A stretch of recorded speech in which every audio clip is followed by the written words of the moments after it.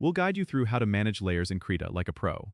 If you find this helpful, consider subscribing and liking the video. First, open Krita on your desktop and start by creating or opening an existing project. Once you have your project open, look at the Layers docker, usually located on the right side of your screen. If you don't see it, go to the top menu, click on Settings, then Docker, and make sure Layers is checked. To create a new layer, click the New Layer icon at the bottom of the Layers docker. It's the one that looks like a blank sheet of paper. This will allow you to add a new layer above your current selection. You can also right-click on any layer to see additional options such as duplicating, merging, or deleting the layer.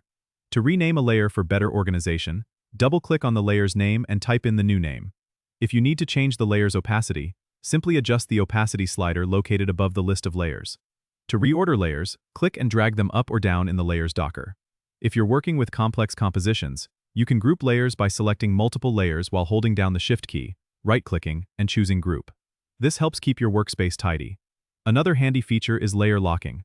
Click the small padlock icon next to the layer to prevent any accidental changes. To quickly toggle the visibility of a layer, click the small eye icon next to it. This can be particularly useful when you want to focus on certain parts of your artwork without distractions.